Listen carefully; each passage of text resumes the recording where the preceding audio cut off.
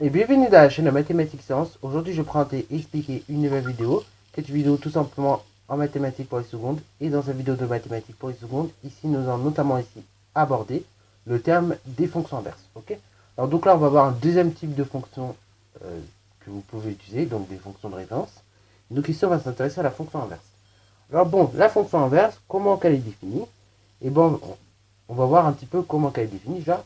Après, dans un second temps, on va voir un petit tableau de valeur de cette fonction-là. On va tracer sa courbe représentative. Et enfin, donc, on va tout simplement aborder la parité de cette fonction. Ok? Parce que oui, vous allez voir, elle est un petit peu particulière, cette fonction. Alors, du coup, on va déjà définir un petit peu c'est quoi la fonction inverse.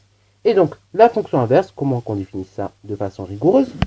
Donc, la fonction inverse, c'est tout simplement en fait la fonction qui va associer à tout réel x non nul, donc différent de 0, son inverse. Ok, voilà, voilà. Alors pourquoi je dis à tout réel non nul son inverse? Parce qu'en fait, bien évidemment, si ton réel est nul, et il n'y a pas d'inverse. Ok, l'inverse de 0 n'existant pas, et dans ce cas, ta fonction ne peut pas être définie. Ok, voilà, voilà. On l'a dit en quatrième, quand on a fait le cours sur les inverses d'un nombre, et l'inverse de 0 n'existe pas, ça n'a pas de sens. C'est-à-dire que par exemple, quand tu écris 0, et tu peux pas donner l'inverse de 0, ok? Tu peux pas faire 0, du coup tu peux pas écrire 0 fois quelque chose qui va donner 1, ok? Voilà, voilà. C'est pas possible. Donc dans ce cas-là, tout simplement, là la fonction inverse, pour revenir un petit peu à notre sujet, c'est pour cela qu'on la définit seulement sur, donc écoutez bien, sur l'intervalle ouverte, moins l'infini 0, union, intervalle ouverte, 0 plus infini, ok? Voilà, voilà. Donc en fait, on l'a défini sur tous les réels, sauf 0. Ok, voilà, voilà. Donc, voilà comment c'est défini de façon rigoureuse, une fonction inverse. Donc, on dira que la fonction qui est définie sur moins l'infini 0, donc crochet ouvert, union, crochet ouvert, 0 plus infini, par f de x égale 1 sur x, on appellera ça la fonction inverse. Et donc, en fait, elle va associer à tout réel non nul son inverse. Ok, voilà, voilà. Donc, quand vous avez une fonction du type 1 sur x, en fait, vous avez une fonction inverse. Et donc, faites bien attention quand vous avez ce genre de fonction. Ne soyez jamais tenté de calculer une image de 0, puisqu'on ne peut pas la calculer, étant donné que l'inverse de 0, comme je l'ai dit depuis la quatrième, n'existe pas. Ok, on ne peut pas faire 0 fois quelque chose qui va donner 1, puisque quand vous multipliez un nombre par 0, ça va tout simplement donner 0. Ok, voilà, voilà. Ça, je pense que vous êtes au courant depuis un petit temps. Par exemple, 0 multiplié par 1 million, ça fera 0. Ok, voilà, comme tu multiplies par 0, ça te ramènera toujours à 0. Ok. Et d'ailleurs, tu ne peux pas multiplier 0 par 1 sur 0, puisque la division par 0 elle-même est interdite. Ok, elle n'a pas de sens. Voilà. Bon, ça c'est pour la fonction inverse, la manière dont on l'a définie. Maintenant, on va s'intéresser tout simplement un petit peu au tableau de variation. Enfin, pas au tableau de variation, donc on verra ça dans un chapitre, mais du moins on va s'intéresser ici au tableau de valeur de la fonction inverse. Ok, voilà, voilà. Donc, alors, du coup, un tableau de valeur de la fonction inverse, voilà, je vous ai tracé un tableau. Maintenant, donc, on va essayer de compléter ce tableau de valeur qui pourrait éventuellement représenter une fonction inverse. Donc, du coup, on va commencer par le réel moins 4, ok. Donc, pour le réel moins 4, si on veut déterminer son inverse, on va tout simplement écrire moins un quart, ok. Et donc, l'inverse, et donc moins un quart, c'est moins 0,25, ok. Alors, après moins 2, si je veux écrire son inverse, c'est tout simplement moins 1 demi. Donc moins 0,5. Ok. Et après, si je vais écrire l'inverse de moins 1, c'est tout simplement moins 1, 1. Moins 1 sur 1. Donc directement moins 1. Et après, l'inverse de 0, comme je l'ai dit, n'existe pas. Ok. Ça n'a pas de sens d'écrire l'inverse de 0. Après, l'inverse de 1. L'inverse de 1, c'est 1 sur 1. Donc directement 1. L'inverse de 2, c'est 1 demi. 1 demi, 0,5. L'inverse de 4, c'est 1 quart. 1 quart, 0,25. Voilà. Donc là, vous voyez un petit peu de tableau de valeur de la fonction inverse. Donc vous voyez qu'il est assez simple à remplir. Ok, c'est pas très très compliqué. La fonction carré, ça demande un minimum de calcul. Bon là, ça demande même pas de calcul, j'ai envie de dire. Vous mettez 1 sur le nombre que vous voulez calculer. Ok. Par exemple, inverse de 14, vous mettez 1 sur 14. Inverse de 28, 1 sur 28. Vous voulez calculer inverse de 25, 1 sur 25. Après, pareil, si on veut simplifier les écritures, là oui, ça va demander un petit peu de calcul, mais vous voyez, l'inverse d'un nombre, grossièrement, ça reste quand même assez simple à calculer. Ok. Voilà, vous. L'inverse de 2,5, c'est 1 sur 2,5 par exemple. Ok. Alors 1 sur 2,5, en général en maths, on n'aime pas trop ça. Donc on va essayer de simplifier un petit peu cette fraction, notamment en multipliant par exemple par 2. Et donc on obtiendra du 2 cinquième. Ok, voilà.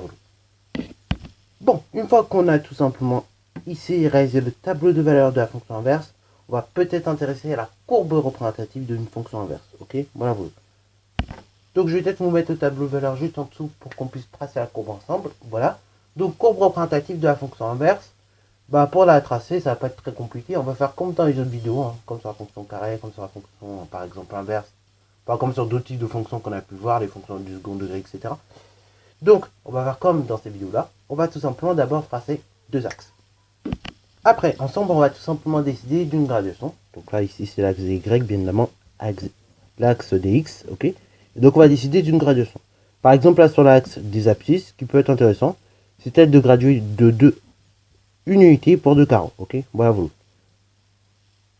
Voilà, donc là, on a fait ça pour l'axe des abscisses. On a gradué pour une unité, on a représenté ça par 2 carreaux. Et donc là, sur l'axe des ordonnées, 2 unités pourraient représenter par exemple 0,25. Ok, voilà.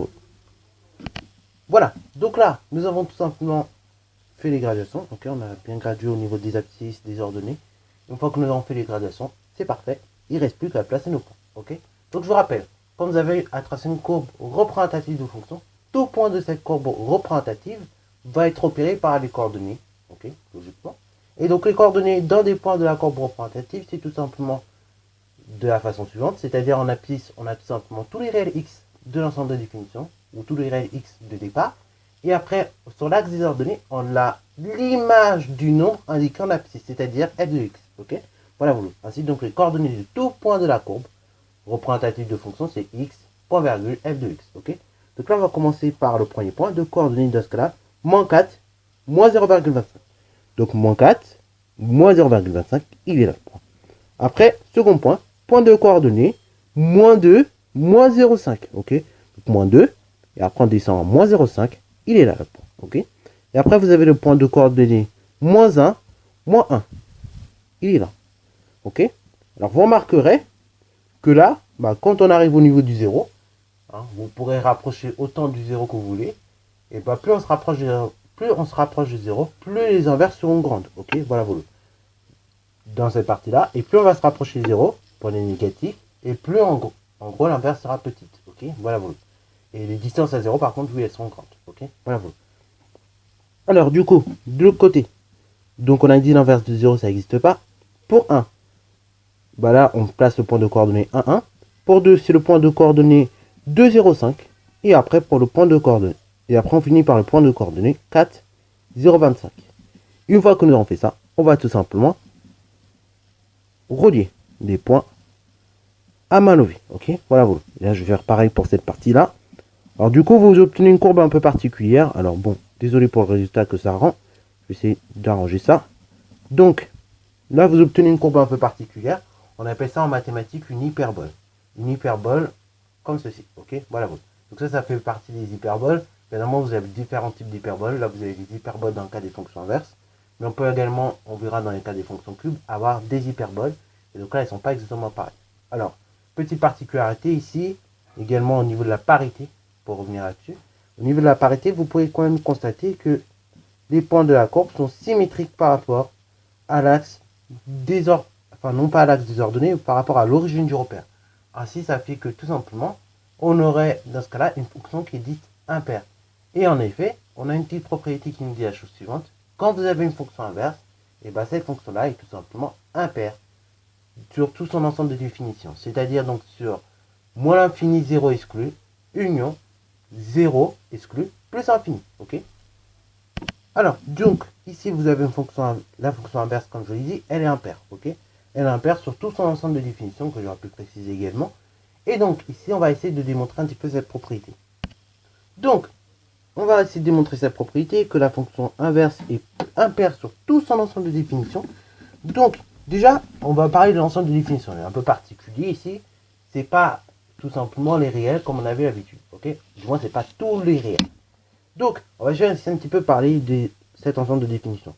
Donc, l'ensemble des définitions, je vous rappelle, de la fonction inverse, c'est moins l'infini jusqu'à 0 exclu, union 0 exclu plus infini. Est-ce que cet ensemble-là est symétrique par rapport à 0?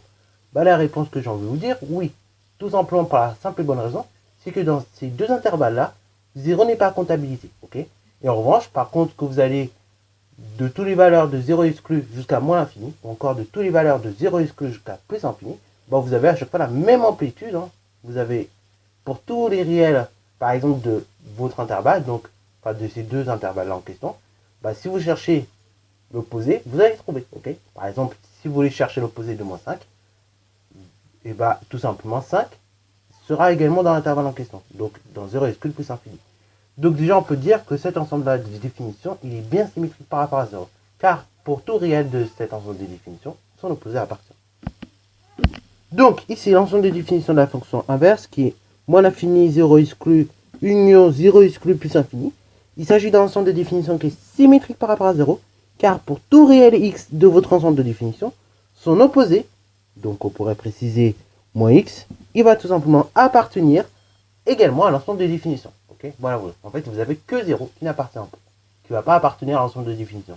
Ça fait donc qu'il est quand même symétrique par rapport à 0, cet ensemble de définitions.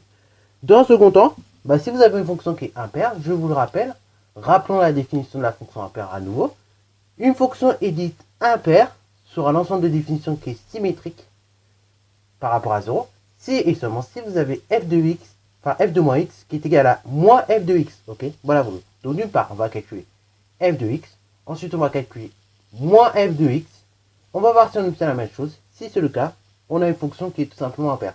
Et si ce n'est pas le cas, bah, malheureusement, la fonction ne sera pas impaire. Okay, donc, on calcule d'une part moins f de x. Okay, donc, moins f de x, c'est tout simplement moins 1 sur x. Ok, voilà, voilà.